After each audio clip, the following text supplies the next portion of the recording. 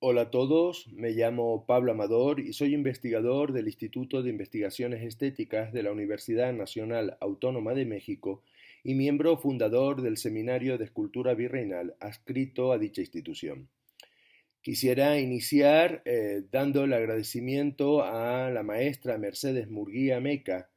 Primero, por su apoyo incondicional para la realización de este ciclo de conferencias, escultura, revestimientos polícromos, nuevos referentes, pero también como coordinadora del Seminario Taller de Conservación y Restauración de Escultura en Madera Policromada de la Escuela Nacional de Conservación y Restauración de Lina, donde encontramos una de las obras de referencia. Esos agradecimientos también son extensibles para todos aquellos que colaboraron y que hicieron factible poder estudiar in situ algunas piezas que veremos hoy y que descubriremos para la historia del arte novohispano. Entre ellos no puedo dejar de nombrar a Monseñor Carlos Samaniego, obispo auxiliar de la Arquidiócesis de México, a Claudia Garza, restauradora y miembro de la Comisión de Patrimonio de dicha diócesis, y a los padres responsables de templos como los de la Concepción o a los hermanos mercedarios de la Iglesia de Belén, ambos templos en la Ciudad de México, en el centro histórico de la Ciudad de México, pero también a los responsables y al padre encargado del templo de San Pedro en Xochimilco.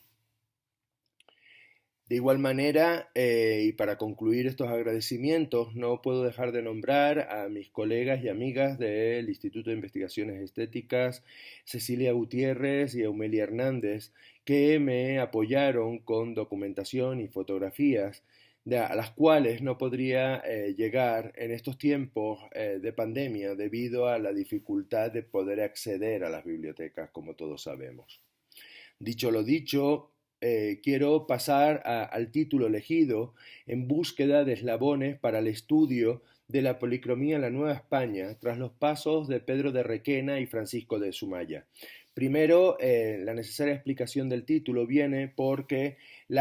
todavía el estudio de los estofados en la Nueva España es un trabajo que no ha despertado del todo. Tenemos algunos referentes de los que vamos a hablar, pero yo considero que para poder establecer esas lecturas necesitamos ir buscando eslabones. Y en esta ocasión, frente a otros que ya habíamos realizado y que nombraremos más adelante, me quiero centrar en el escultor Pedro de Requena y en el policromador Francisco de Sumaya, porque son dos artistas que viven en el tránsito de los siglos XVI y XVII, van a laborar en el último tercio del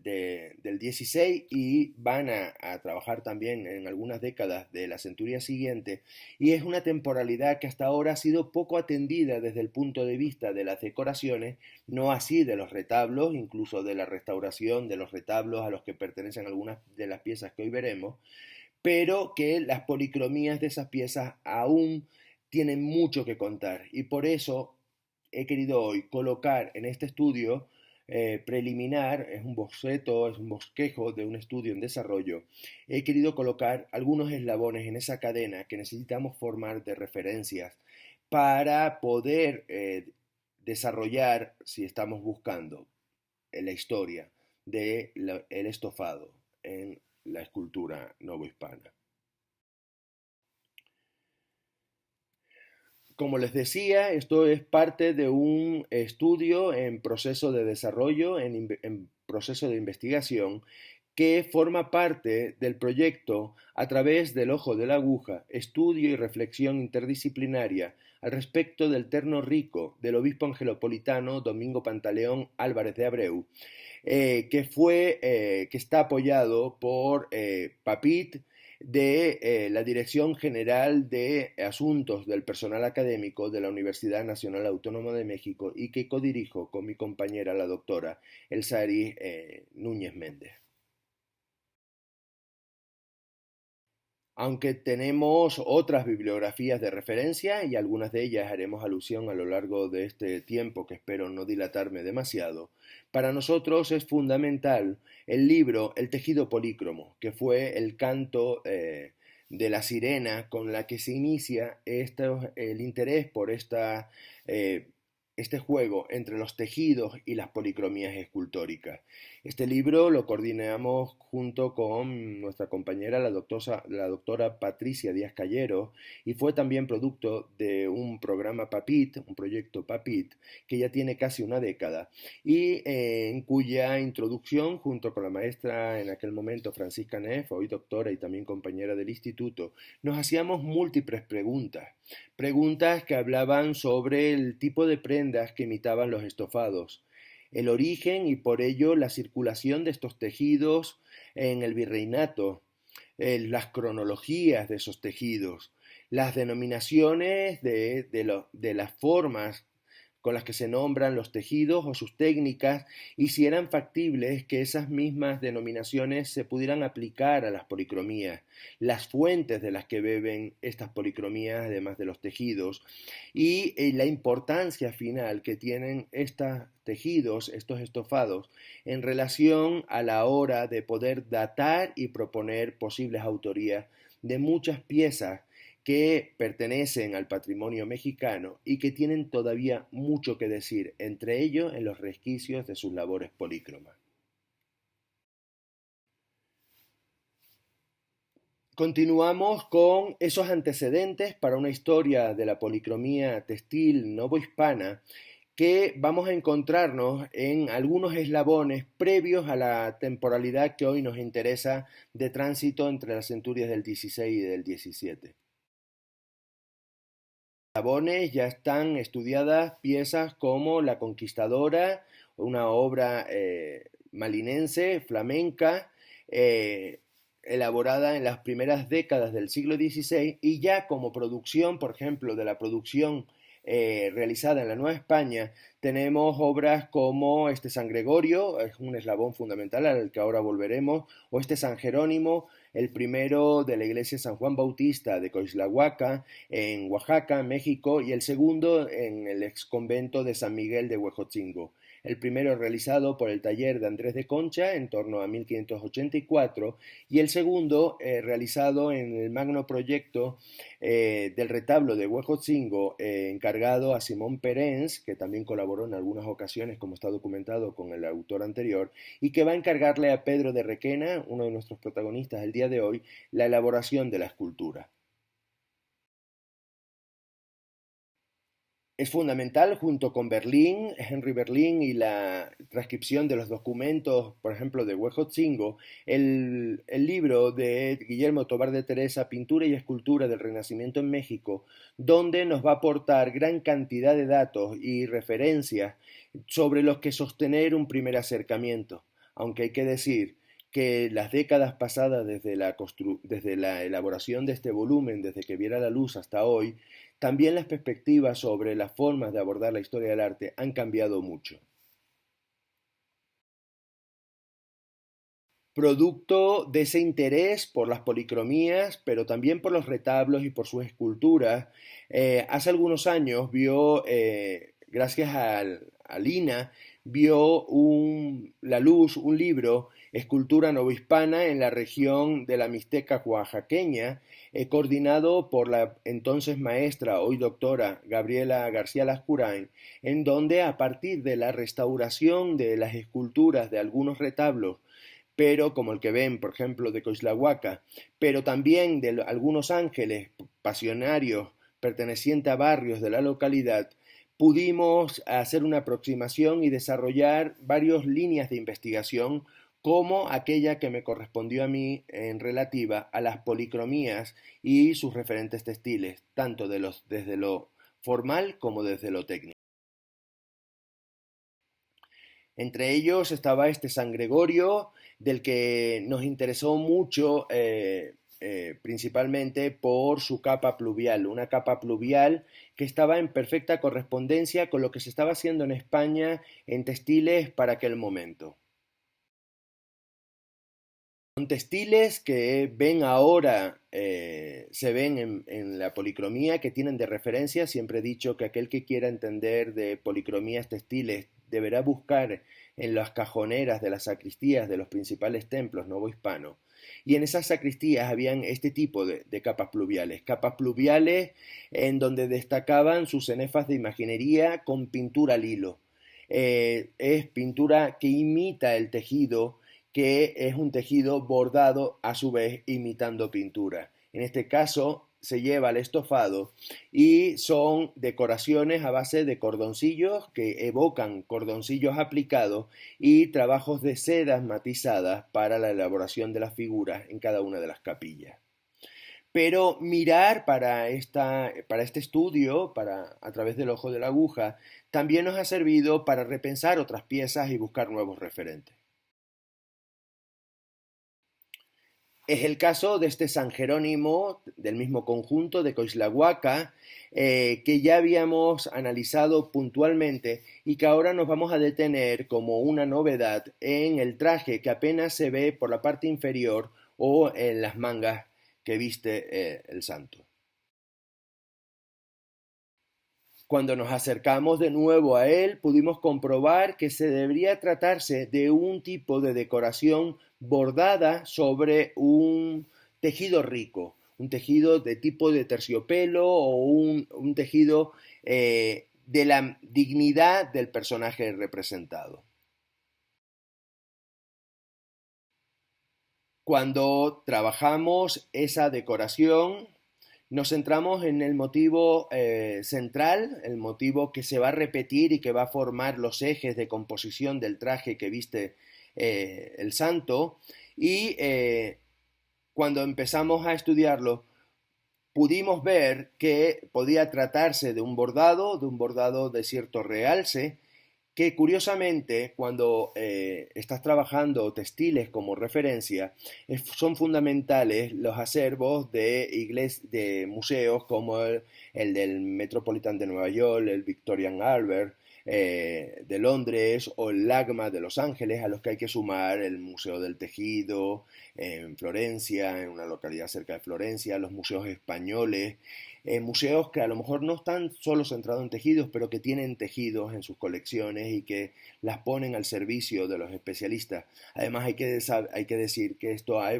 en los últimos años se ha desarrollado desde la publicación de Thornton en 1965, se ha desarrollado de forma muy notable los estudios tecnológicos sobre los textiles y también la ornamentación, sus diseños. Y estos diseños, así, no nos fueron difíciles de encontrar en piezas, perdón, como la que les ofrecía antes, o esta casulla también del Met española de finales del siglo XVI, lo cual coincide perfectamente con la cronología que sabemos de la escultura y su policromía, y fíjense cómo se vuelve a repetir prácticamente de forma idéntica el modelo. Perdón, y un modelo que sabemos ahora es un bordado sobre un tejido de terciopelo rico. Dejamos Coixlahuaca para no atrasarnos y nos vamos a Huejotzingo. Otro retablo, otro escultor, otro pintor, otro artista al que se le encarga Simón Perens, un pintor de origen flamenco, muy estudiado pero que tiene mucho todavía que decir. Son de los grandes maestros que van a formar la escuela mexicana de pintura y escultura y policromías y va a realizar por encargo de los franciscanos locales, pero también de la localidad, el gran retablo en varias fases, el gran retablo del exconvento o la iglesia San Miguel de Huejotzingo, en Puebla.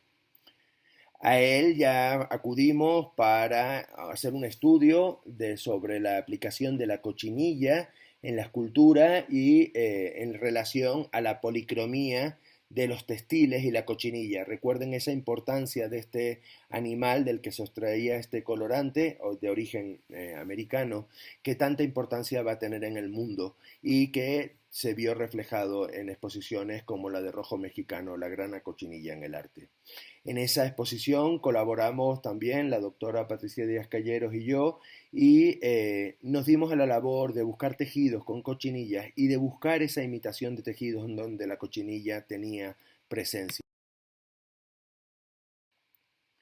Entre ellos, otro San Jerónimo, en este caso el realizado por nuestro escultor hoy protagonista, Pedro de Requena, a solicitud de Simón Perens para toda la elaboración de las tallas del retablo. Y en él, en su momento, lo que fuimos a encontrarnos es un tejido, un tejido que aquí les presento una parte posterior, por eso solo está esgrafiada la zona que conserva oro debajo del dibujo, debajo de la decoración polícroma. El resto es que no tiene y queda, al quedar detrás se pintó pero no se esgrafía y se ahorra en oro. Y este dibujo nos interesa muchísimo y ya lo dimos a conocer, sobre todo de un elemento muy particular de su composición. A una composición que la vamos a encontrar en varias esculturas y en varios colores, por lo cual era una composición muy conocida por su estofador que propusimos en una reciente publicación que debía corresponder con el propio Simón Perens y sus colaboradores. Nos dimos a la tarea de extractar el dibujo, de sacarlo y entenderlo como siguiendo también a los especialistas en tejido, cómo se van configurando las ornamentaciones o los diseños de las prendas para ir repitiéndose, la búsqueda de simetrías y algunos elementos, y entre esos elementos nos interesa uno muy en particular en esta ocasión.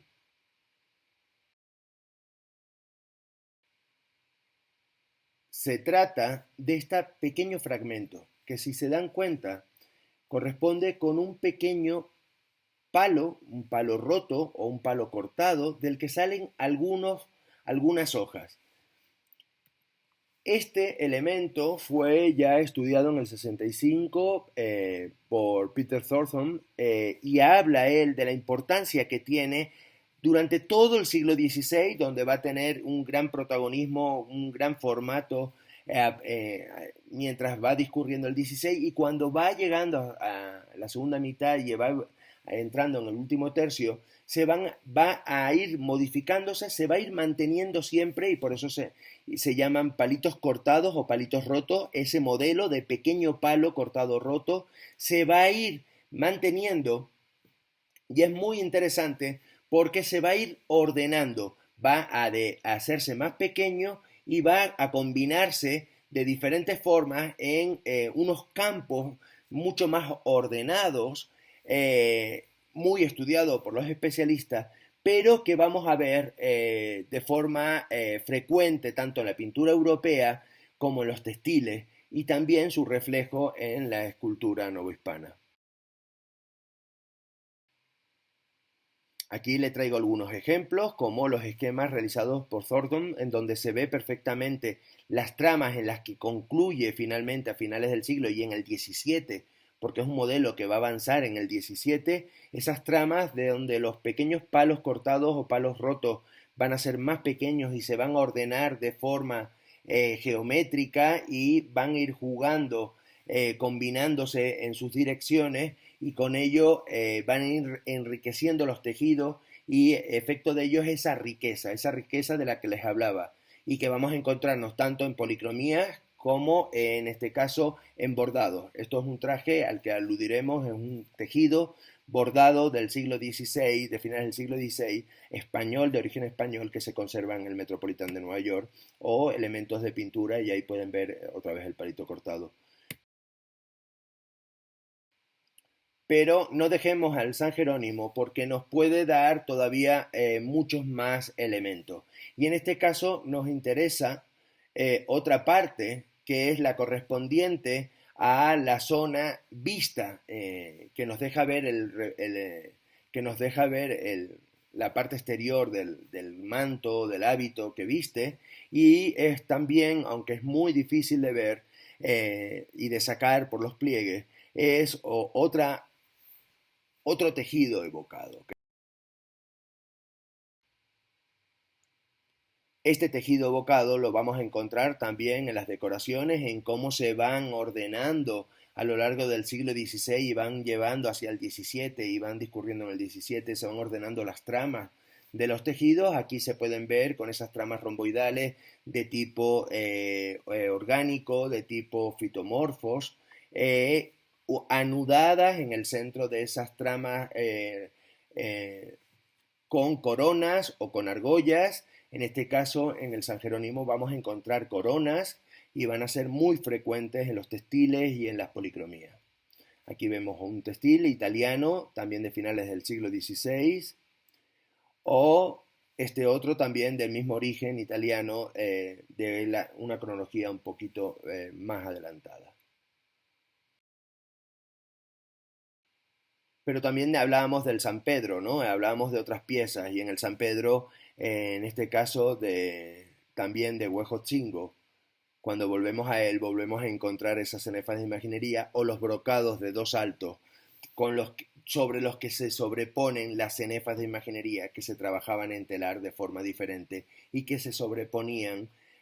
sobre los grandes tejidos labrados de brocados que forman el cuerpo principal de la prenda.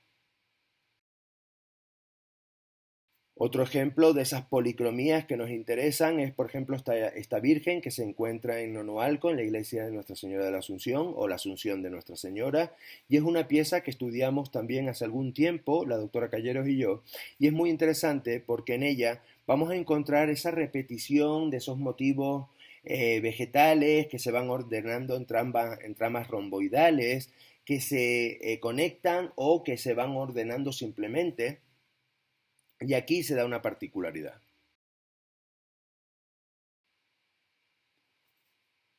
Aquí tenemos un detalle y pueden ver esa ordenación con una suerte de piña en medio de esas formas romboidales de tipo vegetal, una piña que a su vez va a mantener un modelo muy frecuente y que hoy también vamos a ver, que es la utilización de anagramas de referencia, en este caso a la Virgen y a Jesús, a través de sus anagramas. Y son anagramas que también tienen protagonismo en los textiles. Les pongo un ejemplo aquí en una campana, pero fíjense cómo está el Ave María. En otras ocasiones vamos a encontrarnos textiles ya con otros modelos de ya más elementos como anagramas propiamente dicho, que veremos a continuación en el ejemplo que trabajaremos sobre todo hoy. Aquí pueden ver esas tramas romboidales, esa decoración en el centro que se abre para permitir el anagrama, y en este caso es en la parte inferior de la talla. La particularidad que creemos que lo que nos estamos encontrando es el anagrama del policromador en el centro, con la N, la O y alguna otra letra engarzada. Aquí tienen el diseño. Pero avancemos y vamos a el caso de estudio. Y el caso de estudio, hablando de Requena y hablando de Sumaya, es la imagen titular del convento de la Inmaculada de la Ciudad de México.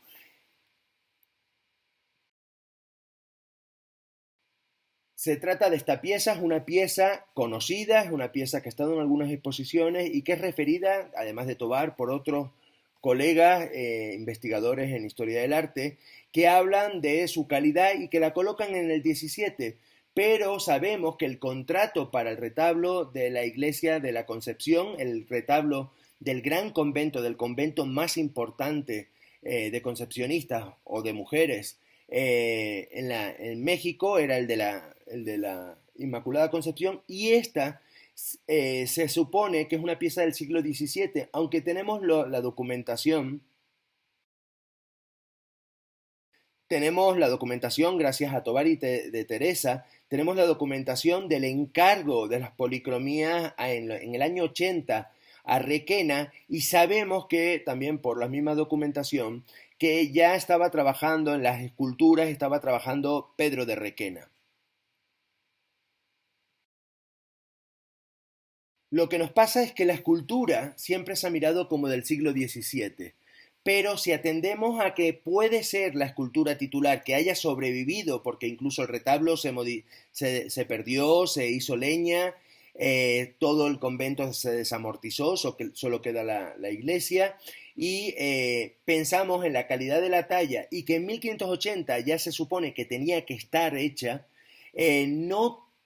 tenemos por qué discutir que pueda ser la talla original y por eso ha sobrevivido. Esto nos lleva a muchísimas preguntas, pero ahora veremos algunos elementos que nos hace pensar que en verdad estamos en una talla de la década de los 80 del siglo XVI, mucho más atrás en el tiempo de lo que se pensaba hasta ahora, llevándola hasta el 17. ¿Por qué no puede ser la talla de Pedro de Requena, que se contrata en 1580 y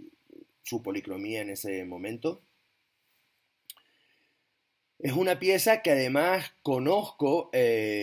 por una fotografía y que gracias a que lo ha podido visitar y con los colegas, con Mercedes y con Claudia, hemos discutido mucho delante de ella. ¿Por qué no decir que es una pieza que llega que llega a 1580? Tenemos dificultad, es toda una hipótesis que hoy les planteo de este trabajo en desarrollo. Eh, Hay que decir que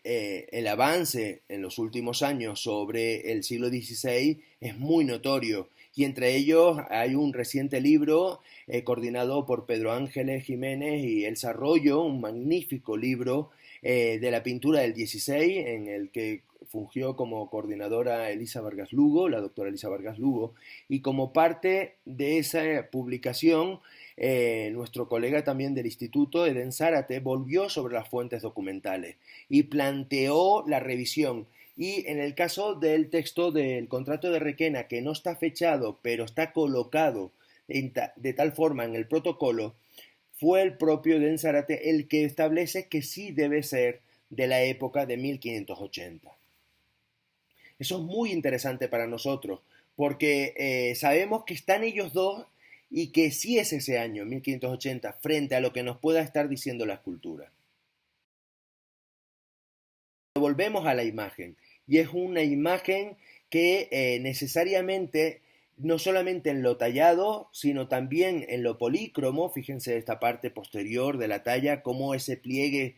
tan natural, pero tan artificioso a la vez, de la forma de recoger que vemos mucho en las piezas del siglo XVI, pero también en las del XVII, se combina esa talla con policromías tan ricas como la que ha servido para publicitar esta conferencia y que difícilmente podemos encontrar en la escultura novohispana debido a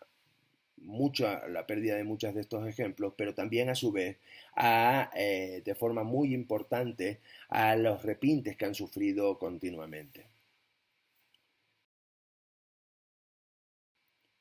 Si pensamos que pudiera ser la talla de Requena, ¿por qué no compararla con piezas que sabemos que son de su mano? Y en este caso nos quedamos con el San Juan de una de las predelas, de la parte de uno de los óvalos que contiene apóstoles, el San Juan del retablo del Huejotzingo. El detalle minucioso, el trabajo de describir las formas, la forma de trabajar el rostro, la nariz, los labios, la barbilla, todo en la forma de las cuencas de los ojos, todo nos hace pensar que estamos ante la misma mano sobre el trabajo en la madera. Una mano que hemos de recordar era como el más importante escultor de la Nueva España en estas últimas décadas del siglo XVI. Establecida esa relación formal hipotética con la producción de Requena, nos fuimos a las policromías y fuimos detallando y fuimos viendo los trabajos que contiene la pieza y trabajos también muy ricos, trabajos realizados con muchísima importancia de la punta de pincel, como se establece en el contrato para las policromías del retablo para Pedro de Sumaya, Francisco de Sumaya, perdón, y unas policromías que ya habíamos visto en otras ocasiones. Aquí tenemos de nuevo la parte posterior.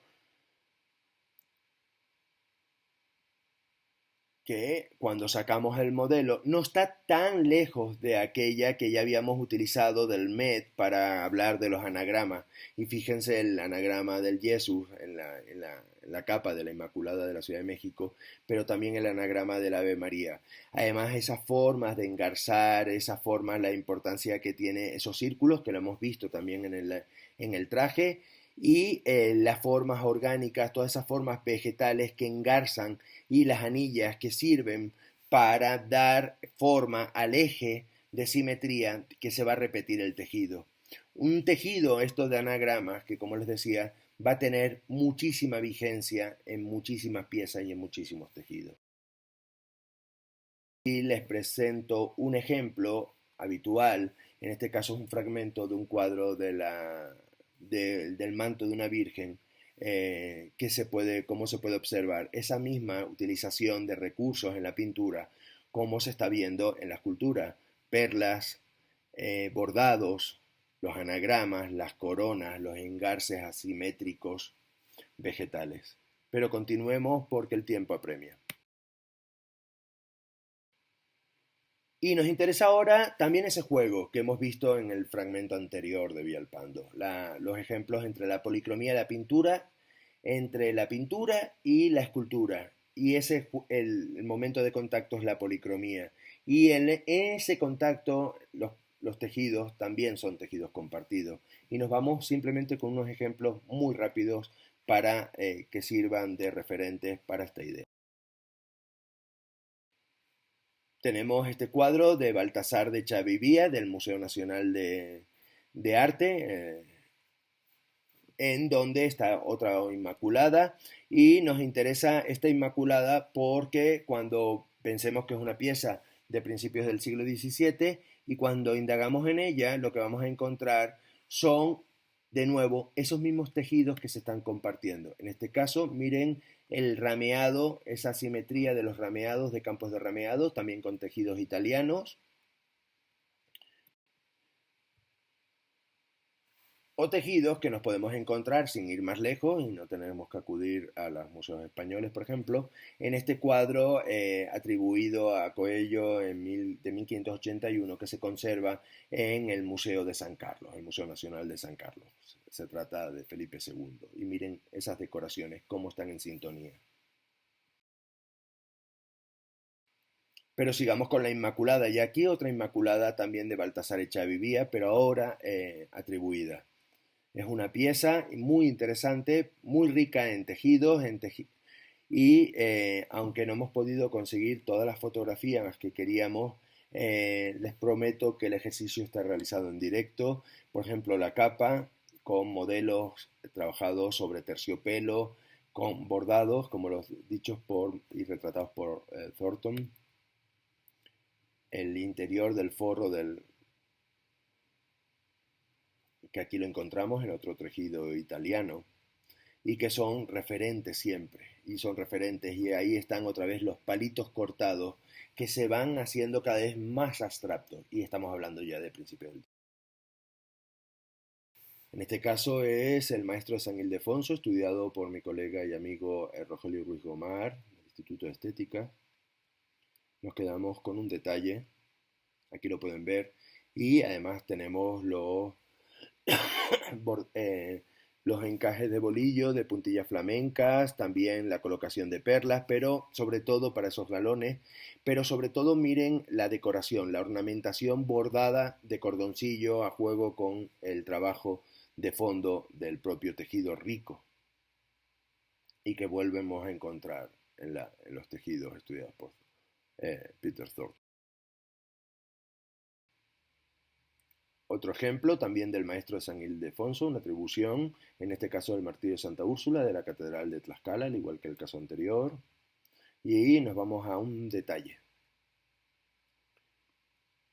Vamos a obviar el primero, estamos en tiempo, nos queda mucho que decir, me voy a alargar, permítanmelo, porque miren otra vez nuestro amigo, el famoso palito cortado o palo roto, con esas dos hojas que además tienen que ver ya más con el modelo que les enseñé anteriormente y que vamos a encontrar también en los textiles. Aquí tenemos el ejemplo de nuevo de Thornton o el textil, la ordenación textil, en un tejido italiano, en este caso italiano. Y nos vamos a otro ejemplo más del mismo tejido.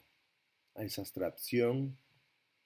nos vamos a esa abstracción de esa rama y esa ordenación que tanto triunfó,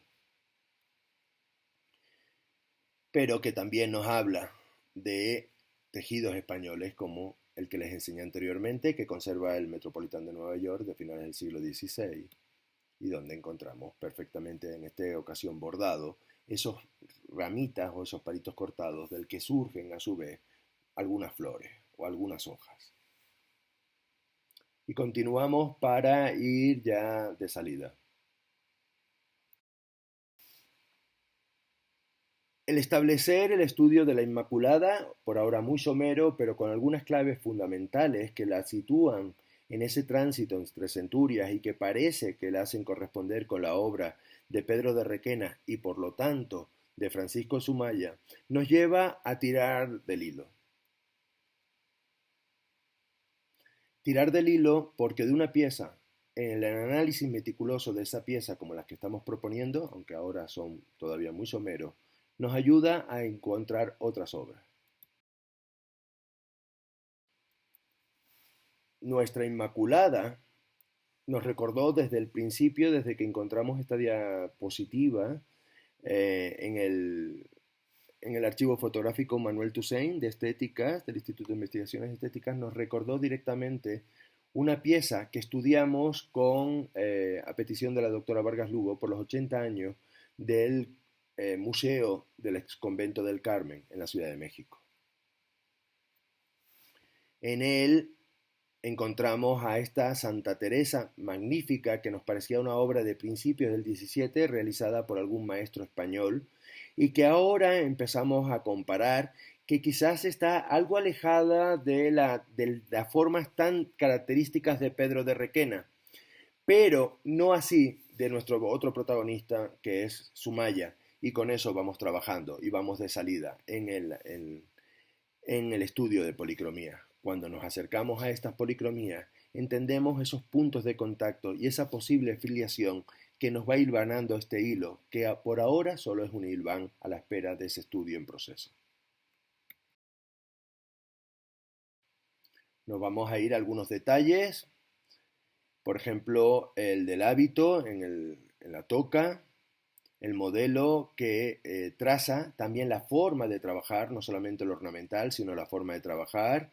con esa geometría, esa forma de contrastar o de colocar de forma enfrentada la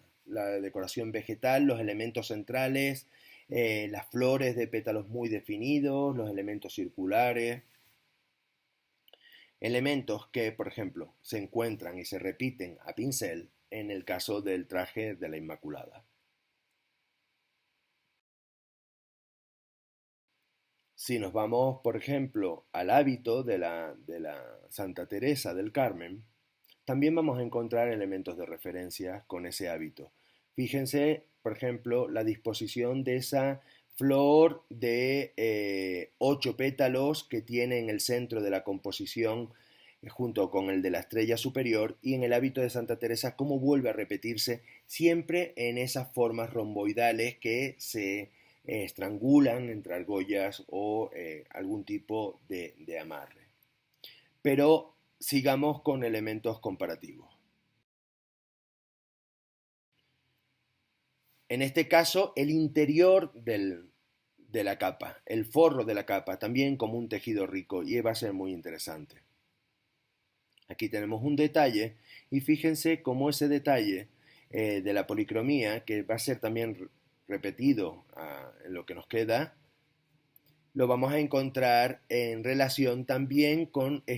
como parte de esas hojas que salen en los modelos de nuestros protagonistas, en parte el día de hoy, esos palitos cortados típicos del 16 que se prolongan en el 17.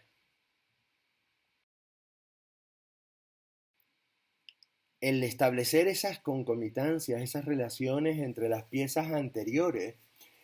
nos va a ayudar en la policromía y el analizar las formas también, detallar, nos van a redescubrir esta obra que viene, que pensamos que sí está más cerca en el tallado de Sumaya frente a la anterior, pero que sí coincidimos con que debe ser policromada, perdón, el tallado de Requena, pero sí policromado por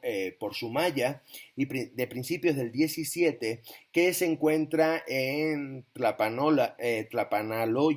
en el Estado de México, en el templo de Nuestra Señora de la Asunción, y que conocimos gracias a Mercedes Murguía, porque se está interviniendo en el seminario taller. Cuando la pudimos contemplar, descubrimos todos estos detalles tan ricos y tan importantes que vamos a establecer en relación con las piezas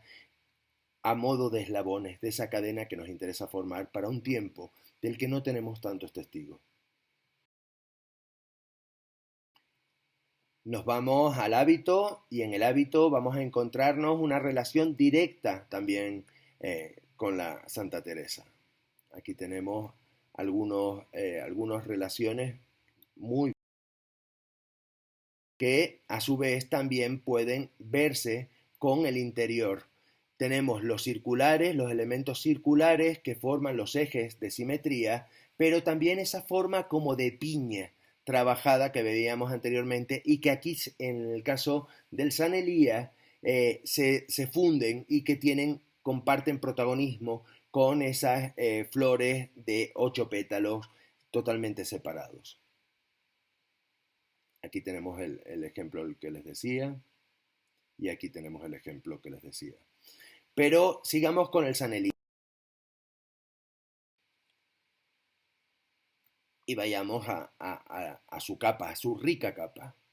Una capa que está en relación directa con el modelo ornamental y con la tecnología y las formas también y la importancia del pincel. Recuerden, en la Inmaculada se establecía mucho la importancia del pincel, los trabajos de pincel en las policromías, en el traje de la Inmaculada, pero también a su vez en la prenda de la Santa Teresa. Todo esto también nos lleva al interior de esa prenda. Y en el interior vamos a encontrarnos otra vez a nuestro estimado conocido, el fragmento, el pequeño palito cortado con rama. Aquí quizás más en una abstracción, pero perfectamente visible y comparable con elementos como veíamos del traje de Santa Úrsula o los documentados y retratados por Peter Thornton. Con todas estas claves y de referencia tanto en la talla como en la policromía, nos surgen nuevas piezas y piezas que teníamos guardadas, piezas cuya calidad nos llamaron la atención en un primer momento en la catalogación de diferentes inmuebles en los que participó el Instituto de Investigaciones Estéticas y que para la Ciudad de México coordinó la doctora Callero, y piezas que aunque eran difíciles de estudiar con las fotografías de baja resolución, no nos dejaban de llamar la atención hasta que finalmente nos decidimos a verlas, ir a verlas.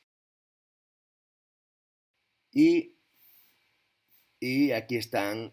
las imágenes de la iglesia de San Pedro de Huejotzingo al que me refería anteriormente. Son una Santa Rosa, perdón, una Santa Catalina y una Santa Carmelita que no llegamos a identificar, puede ser Patsy, pero que todavía estamos intentando discernir cuál es su iconografía. En el caso de Santa Clara, ya de entrada hay una relación en formato, en forma de trabajar, de talla, con la Santa Teresa del Carmen y en el protagonismo de los personajes. Y ese protagonismo a la hora del trabajo de talla tiene también su correspondencia en la policromía. Nos quedamos con Santa Catalina, la llamada Santa Clara con Santa Catalina, y vamos a algunos detalles rápidamente para concluir. Recuerden cómo van apareciendo esos elementos que son constantes y que son además textiles, pero que también son en la forma de hacerlo, constantes en la producción del que pensamos que es Pedro de Requena. Aquí les recuerdo el interior del manto de la Santa Teresa o el hábito del San Elías y cómo nuestro elemento en la Santa Catalina tiene correspondencia perfectamente con esos diseños.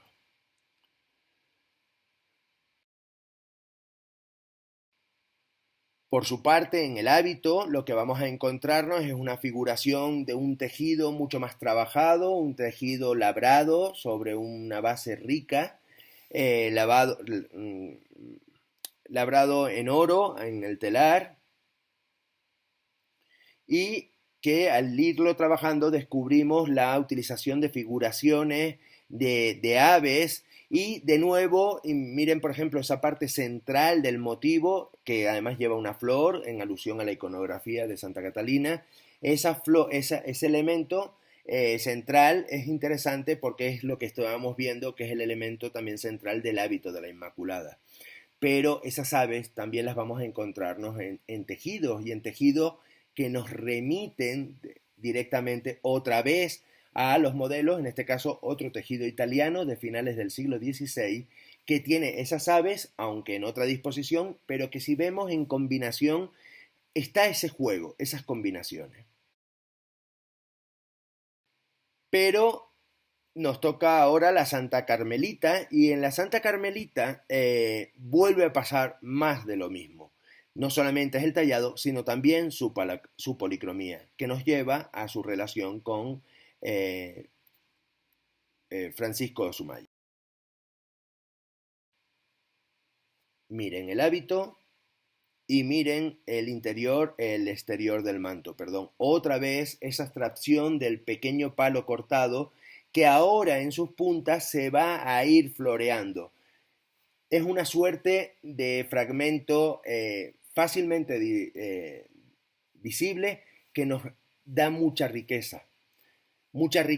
y que junto con los demás nos habla de tejidos, sobre todo italianos del siglo XVI, que van a ser interpretados tanto en tejidos como llevados a la pintura en Europa por muchas de sus escuelas, la española, pero también la francesa y también la inglesa, y que tiene mucho éxito en las policromías españolas y americanas.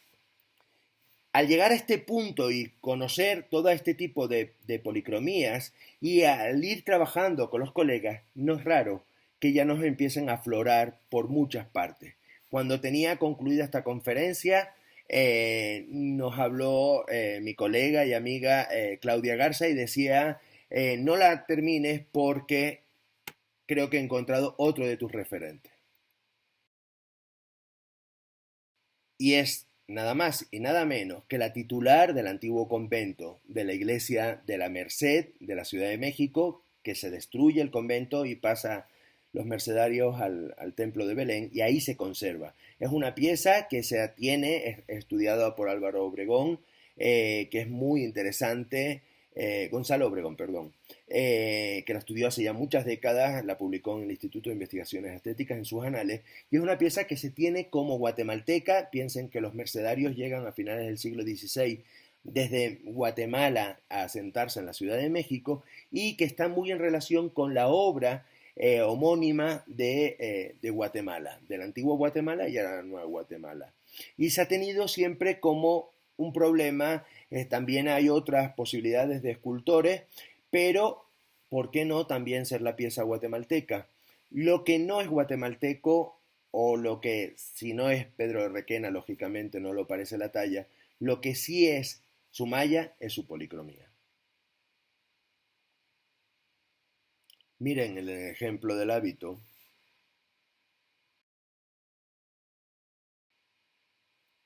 o sin duda alguna el ejemplo del manto, pero también de su forro.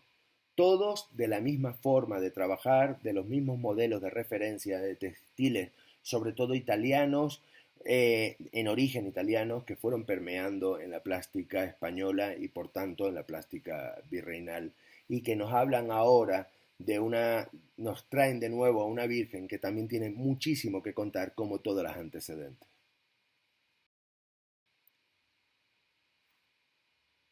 Y concluyo. Y a modo de conclusión, me hace volver al texto inicial. Aquel texto que escribíamos con Francisca Neff y con Patricia Díaz Callero, y que hablaba de fuentes de referencia, tránsito de textiles, que hablaba de cronología, si podía ser cronología, que nos hacía infinidad de preguntas, preguntas que, como han podido ver en estos 40 largos minutos que los que me he extendido, han sido respondidas para un periodo poco atendido y que ha generado multitud de eslabones para un momento que ahora sí tiene otros protagonistas en la policromía novohispana, sobre todo Francisco de Sumaya. Muchísimas gracias.